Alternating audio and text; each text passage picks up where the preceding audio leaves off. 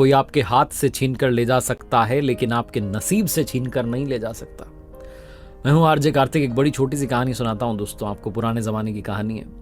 एक राजा साहब के दरबार में एक राजगुरु थे, और वो राजगुरु बड़े कम समय के लिए वहाँ आते थे, क्योंकि उनका एक स्कूल था। नदी किनारे एक स्कूल में गाँव के बच्चों को पढ़ाते थे, तो ज़्यादा समय स्कूल में बिताते थे। एक दिन वो गुरुजी आए हुए थे, और जो राजा था वो बड़ी चिंता में था। तो गुरुजी ने पूछा कि क्या बात है। तो राजा ने बताया कि बेटी जो है विवाह के योग्य हो चुकी है और उचित वर नहीं मिल पा रहा है, क्या किया जाए। तो उन्होंने कहा गुरुजी ने कि लाइए मैं कुंडली देख लेता हूँ। कुंडली देखना शुरू किया तो चौंक गए, आश्चर्य में पड़ गए। विलक्षण प्रतिभा की धनी थी वो कन्या, और उसका जो भाग्य था बड़ा उज्जवल दिख रहा था। गुरुजी ने उस कुंडली में देख लिया था कि इसकी जिससे शादी होगी, अगर वो राजा है तो महाराजा बनेगा, महाराजा है तो सम्राट बनेगा, सम्राट है तो चक्रवर्ती बन जाएगा। जहां जाएगी उस कुल का जो है, उस कुल को आगे लेकर के जाएगी, उसको उन्नति के पथ पर लेकर के जाएगी, उसका भाग्य चमक जाएगा।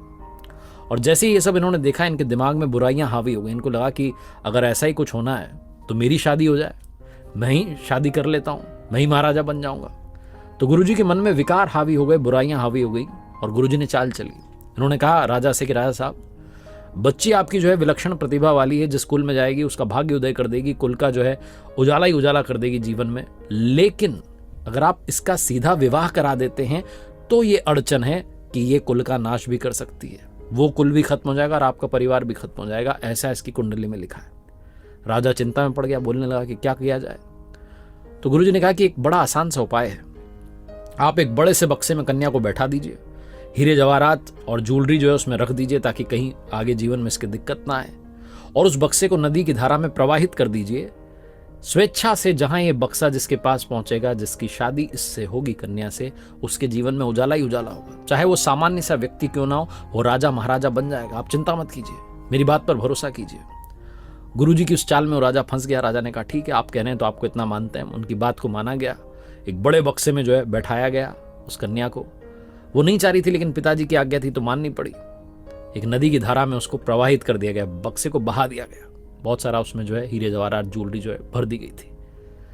दौड़ते हुए गुरुजी पहुंचे अपने स्कूल की, भैया आने वाला है बक्सा।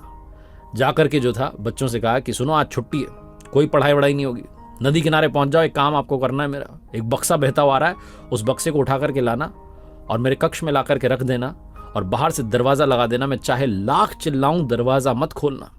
बच्चों ने कहा ठीक है गुरुजी, जो आपकी आज्ञा। बच्चों के तो मजे आ गए, पहुंच गए नदी किनारे, नहाने लग गए, इंतजार करने लगे कि बक्सा आ जाए बह करके। लेकिन कहते हैं ना कि जो योग है, संयोग है, उसके आगे किसी की चलती नहीं है। वो बक्सा नदी की धारा में प्रवाहित होता हुआ बहता हुआ आ रहा था, और नदी किनारे एक दूसरे राज्य का राजकुमार जो था अपने सिपाहियों के साथ में वहां विश्राम कर रहा था, हाथ मुंह धो रहा था, क्योंकि जंगल में शिकार खेलने आया था तो थक चुका था। उसने देखा कि एक बक्सा बहता हुआ आ रहा है नदी में। उसने अपने सिपाहियों से कहा कि जाओ जाकर के देखो। सैनिकों से कहा। सैनिक गए, जाकर के उस बक्से को पकड़ के लाए, और जब उसे खोला तो उसमें सुंदर कन्या निकली। राजकुमार चौंक गया। उसने कहा देवी आप कौन है और आप इस हालत में कैसे? तो उस राजकुमारी ने अपना परिचय दिया, इंट्रोडक्शन दिया, सारी बात बताई कि ऐसा ऐसा हुआ। तो राजकुमार ने कहा अब क्या करना है? तो राजकुमार ने कहा पिताजी ने आज्ञा दी थी कि जहां ये बक्सा खुल जाए उसी से विवाह होगा, आप मुझसे विवाह कर लीजिए, मेरे तो जो भी हैं वो आप ही हैं। राजकुमार ने वहीं हीरे की अंगूठी पहना दी, क्योंकि उसमें अंगूठियां तो थी, ज्वेलरी तो आई थी साथ में। तालियां बजा दी सैनिकों ने, विवाह हो गया। अब राजकुमार को लगा कि खाली बक्सा भेजेंगे नदी में सही नहीं रहेगा, कोई इसमें डाल देते हैं। तो एक सामान उसमें डाल दिया।